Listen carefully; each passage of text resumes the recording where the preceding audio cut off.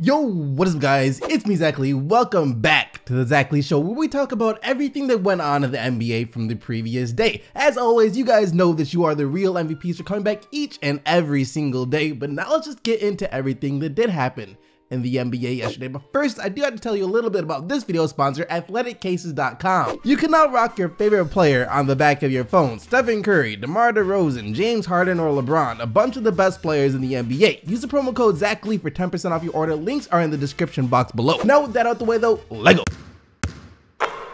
It's only been 2 games so far that the Warriors have had to play without Stephen Curry, since he re-injured his ankle a few days ago against the San Antonio Spurs. And already, the Golden State Warriors are showing signs that they are struggling to adjust to life without Curry, as they have now lost both of their games since Curry went down. First one to the Portland Trail Blazers, and now to the Minnesota Timberwolves as well. And after yesterday's loss to the Wolves, Kevin Durant admitted that it has been a struggle for the Warriors to play without Stephen Curry, to play without their system. Steph is the system here, and he's been part of this since Steve Kerr's been here. Kevin Durant came out and called Stephen Curry the system of the Golden State Warriors. And that's why I say that it's so scary that Stephen Curry is having these recurring ankle problems again. You can take any single player off the Golden State Warriors except Stephen Curry, and they're still the Golden State Warriors. Klay Thompson, Draymond Green, Kevin Durant, any of them, they will still operate pretty much the same way as long as they still have Stephen Curry. Maybe not quite as good, but they'll still look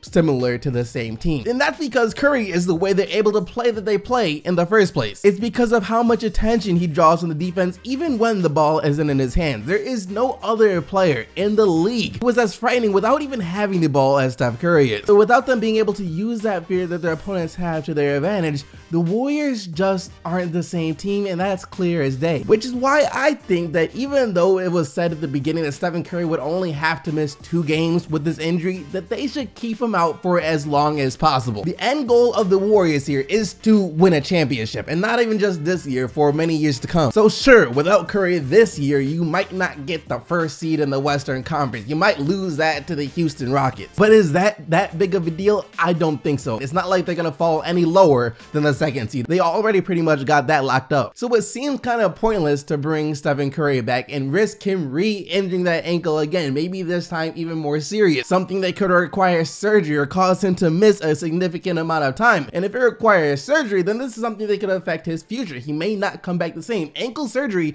is nothing to be taken lightly. He's already had 2 and has managed to recover from both of them, but who knows what a 3rd surgery might mean. And it's not like the odds of him hurting the ankle again are low. He's already hurt it 4 times this season and many more times in the past. So bring him back before it's absolutely necessary. Maybe even bring him back in the regular season at all might be a little bit reckless on the Warriors' part. Speaking of injuries though, Kyrie Irving is still having a little bit of knee pain, it seems. He had missed the Celtics last game with what Boston called general knee pain. At the time, I thought that was just an excuse for them to get him some rest towards the end of the season before the playoffs. I didn't think anything was really wrong with Kyrie Irving. And he tried to play last night. He tried to play in their game against the Indiana Pacers, but was shut down early as at halftime he was complaining about the same knee pain coming back. And now he says that he's going to need to take some games off to make sure that he can get this knee pain under control. I think rest will probably be the best thing, just instead of kind of hoping it gets better over 2 or 3 days that it usually does. It's aching a little bit more than I wanted it to now, so I'm taking the necessary time. As for how long this could take, Kyrie Irving doesn't even know. He says he's not going to come back though until he can play like he normally does for extended minutes. When I actually do get back on the floor, I want to feel the level I expect myself to be at, and I want to play at a level and be able to sustain it. Right now, I'm not able to do that. You guys remember how there were those rumors floating around not too long ago that Kyrie Irving threatened to sit out the season, to miss this entire season due to knee surgery if the Cleveland Cavaliers did not trade him? Well, the only part about that was true is the fact that Kyrie Irving does need knee surgery, and this knee pain that he's experiencing right now is actually related to that. This isn't even the first time that he's been complaining about this knee pain this season. He was saying similar things back in January when he said that being able to take the pain is just part of being a professional, and if it meant helping the team win, then he'd gladly suck it up, which is good good, but at the same time, you don't want him pushing it, risking his future, actually having something happen to a sore knee just to help a team win a few regular season games. And this surgery that he needs, it's not supposed to be anything major. It's just a follow-up surgery to the one he had back in 2015 to repair his broken kneecap. So this shouldn't be too much to worry about, but it is something that we need to keep an eye out for, and Kyrie Irving and the Boston Celtics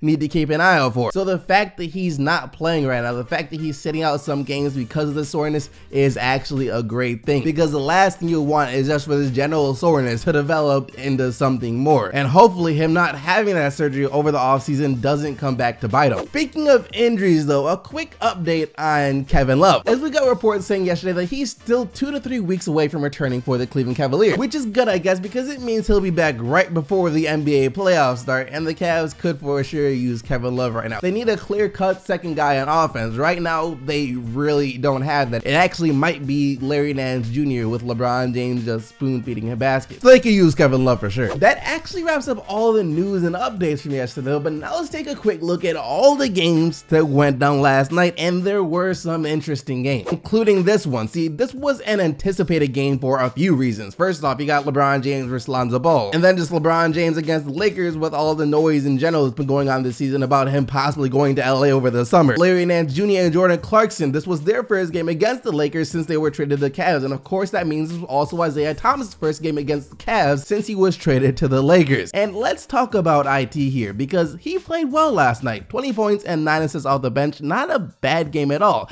and I do not think it was a coincidence that he played this well against Cleveland. Not at all, even though he said otherwise after the game. I only played 15 games for them, so it's really not about showing them what I can do. The world knows what I can do and what I bring to the table.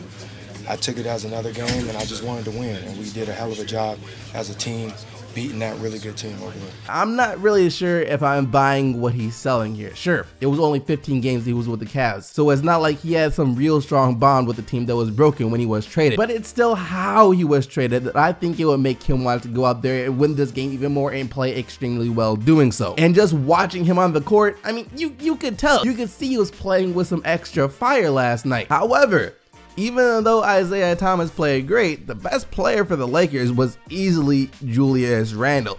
Pay the man, Magic Johnson. Pay the man this offseason. What else do you need to see? You saw what he was capable of yesterday. You've been seeing it all season long. Pay him a career high 36 points to go along with 14 rebounds and 7 assists. You don't let a versatile young big man like that get away. Luke Walton even said after the game that despite how great Randle has been this season, he can still get even better. And look, of course he can. He's still super young. We all expect Julius Randle to get even better, so why on earth would you let that talent get away? Pay the man. Anthony Davis returned for the Pelicans after missing their last game against the Washington Wizards with a minor sprained ankle, and he returned in a big way. Man had a triple-double, his first career triple-double, and while achieving a triple-double is something that happens pretty much on the daily in the NBA now, so it's not that special, this one actually was special because it wasn't the typical point, assist, rebound triple-double. He did it with blocks, 25 points, 11 rebounds, and 10 blocks for AD, but it did come in a losing effort still to the red-hot Utah Jazz, 116-99 the final score, as Ricky Rubio, Donovan Mitchell, and Rudy Gobert were all phenomenal for Utah. And Rubio has low-key been having a really nice season. He had 30 points last night as well as 10 rebounds and 7 assists. Of course, Kyrie Irving didn't play much in this game, but that can't be used as an excuse since the Celtics have proven in the past they're able to win without him. And it was the Pacers who were able to come away with a 99-97 win in this one behind Victor Oladipo and his 27 points. And believe it or not, but Indy is now officially the 3rd seed in the East, and the Cavs are the 4th. This season, man, like that's insane. If anyone were to show you the standings in the Eastern Conference or the Western Conference for that matter before the season started and said this is what the NBA would look like a month before the playoffs start, you would think that they were on something serious. Like, you would honestly want me to believe that the Pacers, that was supposed to be one of the worst in the East, would have a better record than the Cavs, and out West the Blazers would be the 3rd seed ahead of the Wolves, the Spurs, and Thunder. Like, no one would believe that. I don't even think Blazers fans would have thought that at the beginning of the season. That being said, I don't think people would have been too surprised to see the Rockets doing so well though. There was some question about the fit of James Harden and Chris Paul before the season started, but I don't think anyone would be surprised that it's working out so well, as with another win, they are starting to solidify their spot as the #1 seed out west, 105-82 over the Mavericks, despite James Harden not lacing up. Chris Paul played well with 24 points and 12 assists, but Eric Gordon is always the guy that steps up the most whenever Harden or Paul misses a game. He was huge yesterday, scoring 26 points and hitting 6 threes. Do you guys also remember back early in the season, we thought the Knicks might make the playoffs this year? I mean, sure, they don't have Porzingis now, but even before he went down, they had already started their downward spiral, which I don't even think can be called a downward spiral anymore. It's more like a free fall to the bottom, which is good for the Knicks and is what Knicks fans want to see since they do need a good lottery pick. And yeah, yesterday wasn't a pretty game at all for the Knicks. It was an absolute cakewalk for the Raptors though. The Raptors bench crushed New York, 132-106, the final score in this one. Long overdue for a blowout like that. That's what Millsap said after the game. Well, Millsap, that's what happens when you face off a team like the Kings. And you know, it's kind of not hard to blow them out, especially with how well Denver has them playing. And in saying that, I'll feel kind of bad for Denver fans if they don't make the playoffs again. It seems like every year for the past couple of years, they start playing extremely well towards the end of the season and then just barely miss out of the playoffs. Nikola Jokic made history yesterday as he became just the second center in NBA history to record at least 7 triple-doubles in a season. The only other player to ever do this was Wilt Chamberlain. Jokic with 20 points, 11 rebounds, and 10 assists. There's really not much to say about this one, as the Sixers were able to just cruise past the Nets. Pretty much ended this game in the first quarter, 120-97 the final score. Joel Embiid with 21 points and 8 rebounds. You're doing it wrong, Chicago. This was too important of a game for y'all to go out there and win. Pretty much just guaranteed that Atlanta will now have a better lottery pick than you in the draft, as the Bulls come back to get the not needed 129-122 win over the Hawks, despite Taurean Prince playing outside his mind. Like Chicago, y'all saw how hard that man was playing. You saw how much he wanted to get this win. Just let him have the win. Why would you want to win this game? Prince with 38 points, 7 assists, and 6 rebounds in this game. That wraps up all the action from yesterday though. Hope you guys enjoyed the video. If you did, be sure to smack that like button and subscribe to the channel so you don't miss out on more daily NBA videos. Remember to vote for the player of the day, but also remember the only players whose team won are eligible to win player of the day. And yesterday that player was Russell Westbrook with his 21 points, 12 rebounds, and 10 assists. Thank you once again for watching. I'll see all of you right back here tomorrow, but until then, I am out of here.